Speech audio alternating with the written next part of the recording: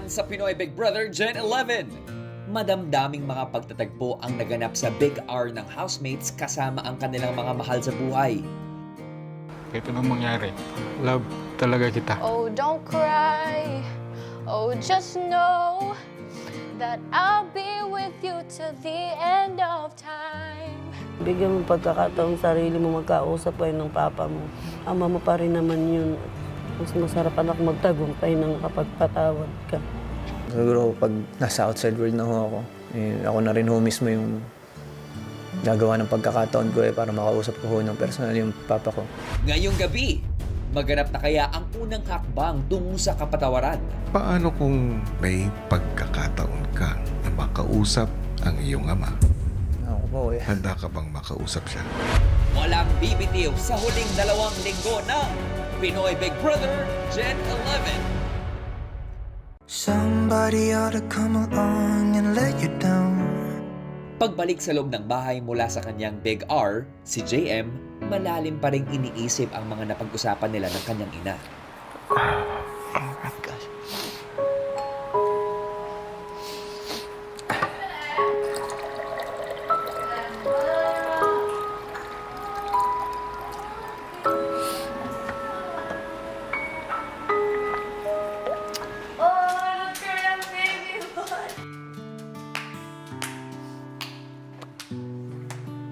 Pinapasabi ang aking ermat Kanina. sa inyo lahat. Gusto ko nang pasalamat sa naging desisyon nyo ng Maya Savings. Kasi nakapagpagamot siya ng maayos. Kinabukasan, ipinatawag ni Kuya si JM sa confession room. Maaari ba nating balikan yung big hour? Laki po yung gulat ko, kuya, na nandun po si mama. Miss na miss ko po yung mama ko. Ano ba mga napag-usapan niyo? Ayun po, kinamusta po niya ako. Yun po yung patungkol din ho sa papa ko, kuya. Napag-usapan din ho namin. Sinabi lang po niya na parang kailangan ko po makausap yung papa ko kasi tao din daw po yung papa ko at nasasaktan din daw ho. Nagkaroon na ho ng kapatawaran si mama kay papa. Kamusta ba ang relasyon mo sa iyong ama? Mas nangibabaw ho sa akin or mas na-attach po ako sa stepfather ko, kuya. Kumpara ho sa tunay kong papa. Ano ba ang nangyari at nasasabi mong gumayo ang loob mo sa iyong papa?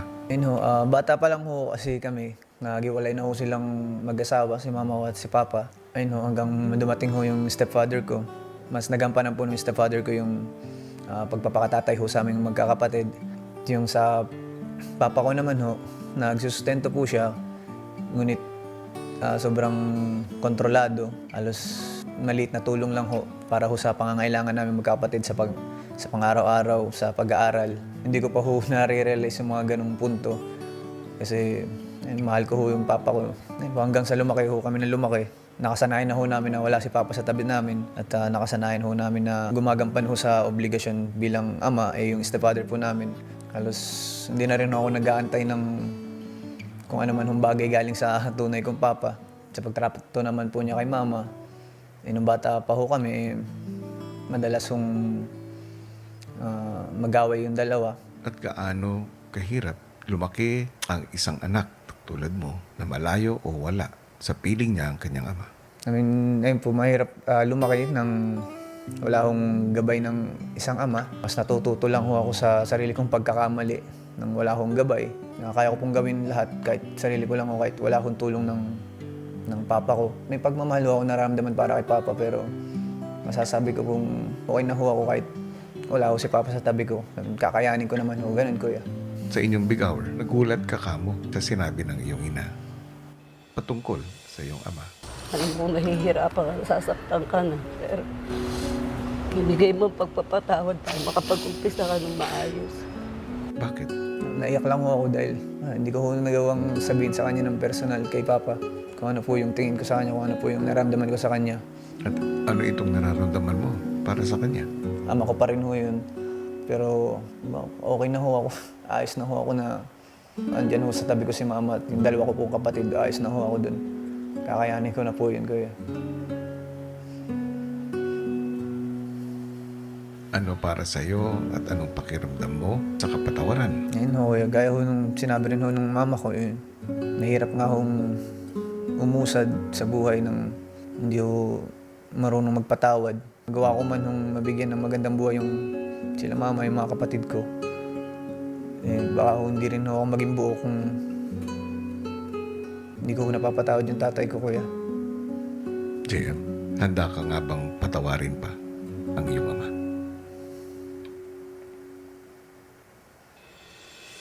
Hindi ko po masabi sa ngayon, pero masasabi ko lang, magiging bukas po ako sa pagpapatawad. Magiging bukas po ako na makausap po siya. Pero mahirap po. Sa ngayon magulo po sa utak ko, magulo po sa isip ko. Ano ba ang mga nais mo pang marinig mula sa kanya? May pagnanais ako malaman yung dahilan niya kung ba't po niya gawa yung mga bagay na yun, kung ba't po niya piniling iwan po kami. At siyempre gusto ko rin nung marinig po sa kanya na pinagsisihan niya po yung mga yun. Lalo po yung pagtrato po niya sa mama ko, kuya. Ano ang magiging halaga sa iyo sa pagkakataong marinig mo mula sa kanya ang mga salitang ito? Paramdam ko po gagaan ho yung loob ko. Mababawasan ho yung inanakit na dinadala ko po, kuya, para sa kanya. Paano kung sabihin ko sa iyo na may pagkakataon ka na makausap ang iyong ama? Handa ka bang makausap siya? Magulo sa utak ko, pero handa po ako, kuya. JM, Kuya. batid ko ang nararamdaman mo, na dala-dala mo. Kung kaya naman ay hangad ko na mabuksan ang komunikasyon ninyo ng iyong ama. Sakaling makatulong, maibsan at mabawasan ang sakit at bigat ng dinadala ng puso mo. Nais mo ba itong tanggapin, JM? Opo, kuya. Bibigyan pa naman kita ng oras para makapag-isip-isip kung ano ang nais mong sabihin para sa iyong ama. Mamaya, kapag ka narinig mo ang isang tunog ng telepono, ito na ang hudyat mo para bumalik sa confession room.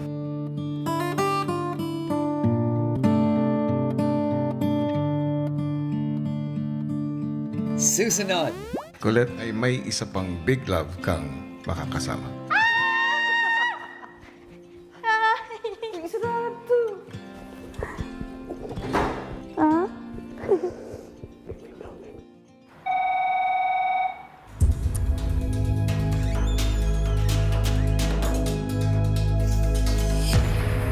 Lima na lang ang natitirang housemates sa bahay ni Kuya. Sino sa kanila ang magiging Big Four?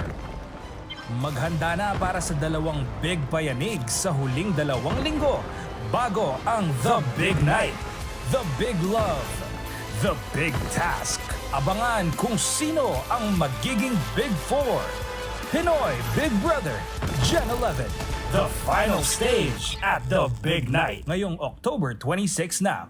ito na nga kaya ang simula ng hakbang tungo sa tuluyang pagpapatawad ni JM sa kanyang ama. Tuluyan na nga kayang maging handa si JM para makausap ang kanyang ama. Yan ang ating aabangan maya-maya lamang. Hello Team Bahay and Team Online all over the world! Samantala, isang housemate pa nga ang nakatakdang magkaroon ng Big R kasama ang kanyang mahal sa buhay. Anong mapusong sorpresa kaya ang naghihintay para naman kay Colette? Pilipinas and Team Online, narito po ang kwento. Ipinatawag naman ni Kuya si Colette. Nais kong ipaalam sa iyo na ikaw ay magkakaroon ng big hour kasama ang iyong big love.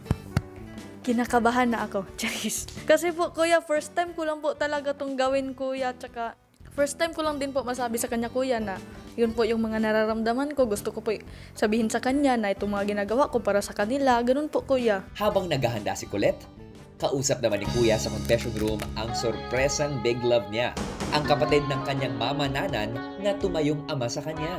Welcome sa aking bahay. Maaari po ba kayo magpakilala? Ako po si Ronald Madelo, ang papa po ni Colette. Kumusta bilang anak si Colette? Si Di Colette naman po, mabait, maalahanin, at saka po understanding, kuya. Malapit ba kayo sa isa't isa? Malapit naman po kami, kuya, pero nung nag-asawa na po ako, kuya, Bihira na lang po kami magkikita kung magpunta siya sa bahay namin. Pero nung bata pa po siya, malapit talaga kami sa isa't isa, kuya. Para talaga tunay ko na siyang anak, kuya.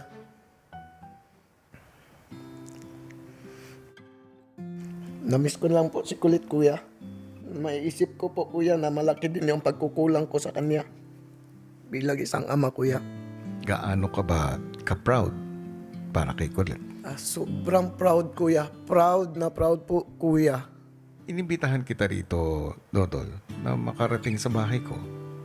Dahil nais ko sanang bigyan ka ng oras para makapiling mo muli si Kulit. Kasama ng isa pang mahalagang tao sa buhay niya na si Nanan. Kuya, thank you po, kuya. Maraming salamat po, kuya. Matapos maghanda ni Colette, ipinatawag na siya sa task room. Kalay, ginagawa mo.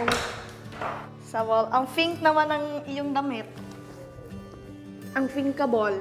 Ang Gwapa no? dito na lang ako sa likod. Sana? Hulat.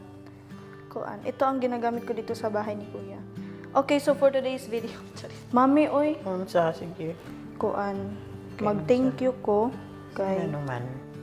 na nahitabo sa ako ang life kay tungod ibisag di ko ninyo tinuod na anak. Sa kuya. Ibisag di ko ninyo tinuod na anak. Kuan mag-thank you ko kay syempre naka-eskwela kong tarong. Naa mo, gilab ko ninyo, gitagaan ko ninyo nindot nga balay, nindot nga sa nino. Balay na tulo man. Ayaw pagsaba ba? Mura na ba ito beach ato ang balay dito. Gani, nindot ito, nagtulo man to. Tapos after ato kay hantod sa dako na ko na naan ko buot, literal na naan ko buot. Kapila dali. Mo to nagpa-thank you lang ko kay dugay na ko wala na ko giingon kay hantod sa nagdako ko na jud na ko nagiingon kay maulaw ko. Wala ko kabalo. Alangan dili man ta istorya bol sa balay. No, nakita ko ang aking mother's key dito sa loob ng bahay ni Kuya.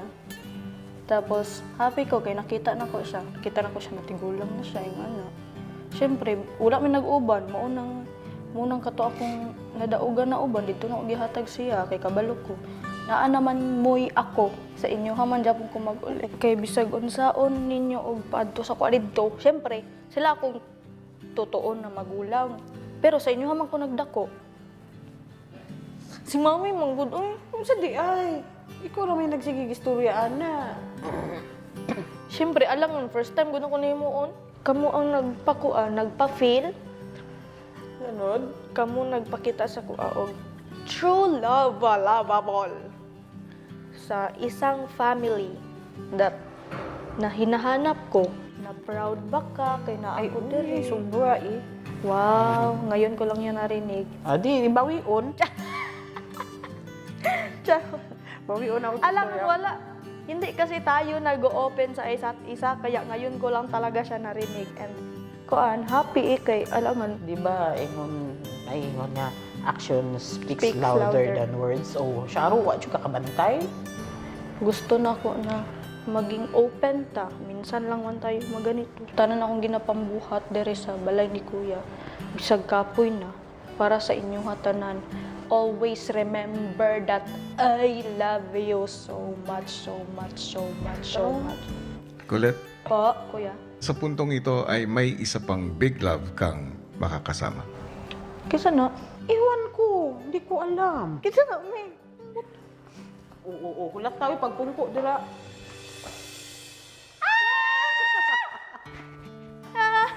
Sarado.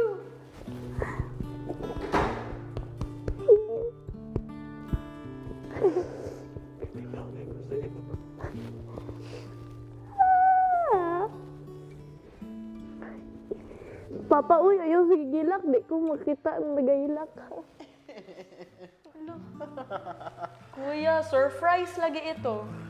Kuan, gusto ko lang mag-thank you kasi binigyan niyo ako ng pagmamahal na sofer, Gora Gora Bells. At kuan, syempre, og karitanan akong gipambuhat para pud sa inyo ha, kay para gusto na ko makabawi.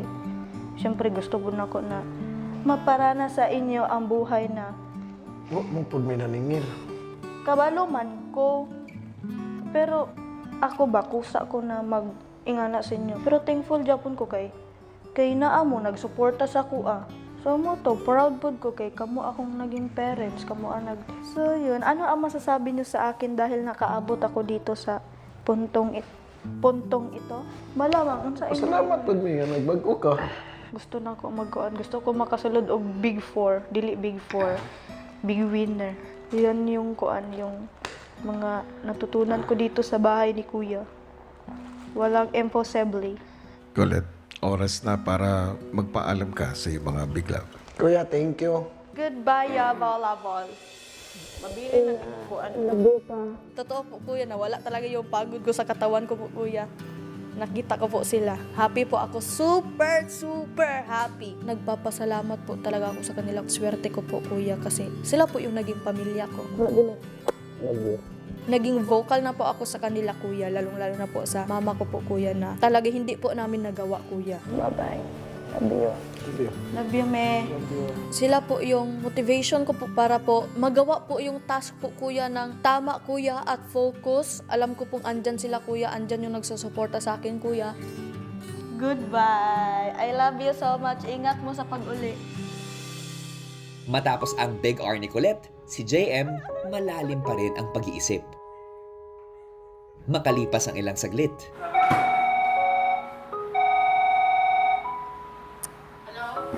Hello? matapos marinig ang ring ng telepono ay pumasok na confession room si JM. JM, anong tumatakbo sa isip mo? Ako po, hindi ko po alam. Nakabahan lang ako. Dahil makakausap po si Papa. Sa gayon yung mas naintindihan ko po yung sa part niya. Nang sa gayon din yung maipaliwanag ko yung sa nararamdaman ko. Kaya sa iyo ko lang humasayang yung ganitong klaseng pagkakataon. Handa ka na bang makausap ang iyong ama? Na po kaya. Hello, Mac. Oy, Mac. Kumusta ka na dyan? Ha?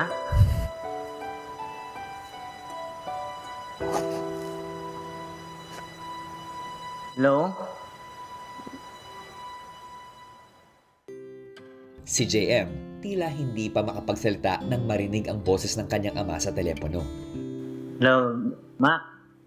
Oy, Mac. Kumusta ka na dyan?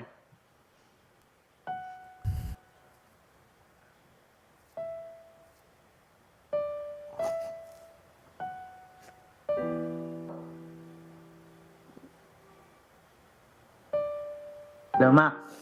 Pa, Kumusta ka naman dyan? ayos lang. Ha? Okay lang. Pinsya ka na ha. Kung may mga pagkukula ko sa inyo, no, mga kapatid. Sana, patawad niyo pa rin ako. Kung may mga nagawa akong mali noon, siguro pag medyo naka-recover na ako, babawi ako sa inyo. Ikaw, kumusta ka man dyan?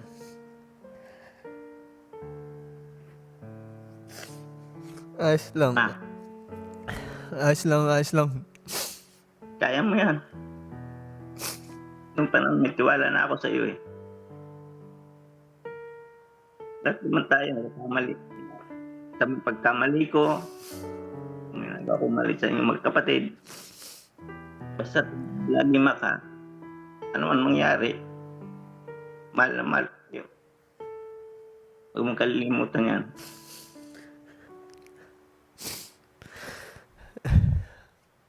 So mag-ingat ka lang lagi pa.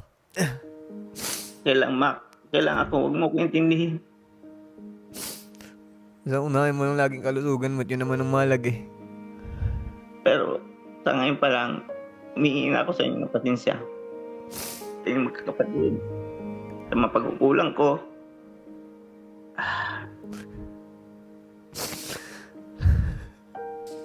Saan pa recover ko, babawi ko sa inyo.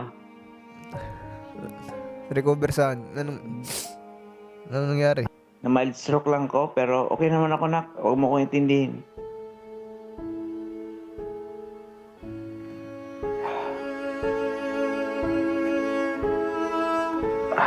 Basta unahin mo lang palagi yung kalusugan mo, ha.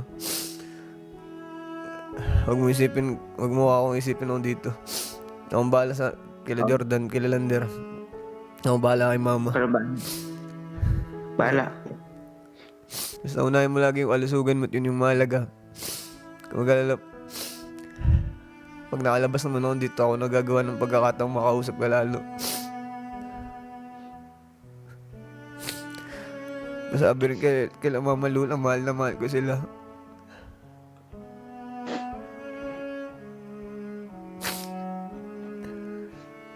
Mahal naman ka ng lula mo. Mahal naman ka ng lula mo.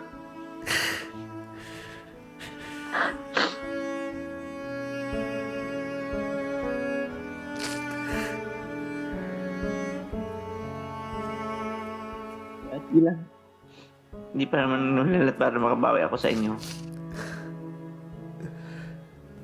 Maaari ka nang magsimulang magpaalam sa iyong ama.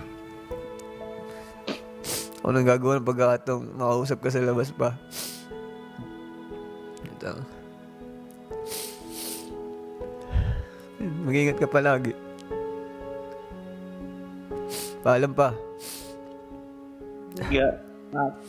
Ako bahala din. Gagawin ko na lahat dito. JM, Kuya, anong nararamdaman mo ngayon? nagulat ako, kuya. Ito, masakit din sa loob ko. Na nagtatanim mo ako ng sama ng loob sa kanya. Tapos may iniinda po siyang ganun. Hindi ko na rin alam yung kung ano sasabihin ko kasi nagulat ako sa kung ano po lagay niya ngayon. Hindi ko man nasabi yung iba na gusto ko sabihin. Pero narinig ko naman po yung gusto ko marinig, kuya. Na humihingi po siya ng tawad sa mga nagawa po niya. Sa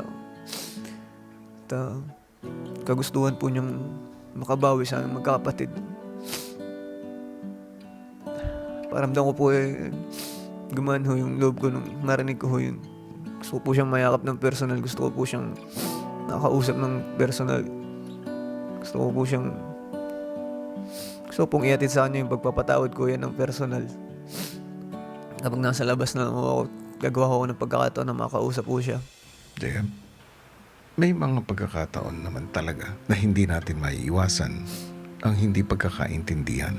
Kahit ang mga magulang natin, kahit alam natin na tunay sila nagmamahal sa atin, tao pa rin tayong lahat, nagkakamali pa rin sila. Sa kabilang banda, tama na may kapatawaran. Hangad ko na simula na ito ng pagkakaayos ng relasyon ninyo kayo mag-ama para bumawi sa mga panahon na lumipas at hindi kayo magkapili. Tama din naman ang sinabi ng papa mo. Hindi pa huli ang lahat. Salamat po, kuya. Salamat po. Pakiramdam ko naman ho, gumaan ho yung loob ko. Mas nadagdagan ho ako ng rason, kuya, para lumaban po dito. Abangan bukas! Para sa inyong 100,000 pesos, ang inyong ikatlo at panghuling Big Love Hamon ay magsisimula ngayon. Alam ko na kuya, na weakness ko to. But I'm gonna prove myself wrong. Libasyon ko po, kuya, yung pamilya ko po, kuya. Never umatras to lalaban at lalaban mo. That's it. Come here. Come here. At sino-sino na ang mapapabilang sa Big 4? Abangan yan live sa huling eviction night ng PBB Gen 11.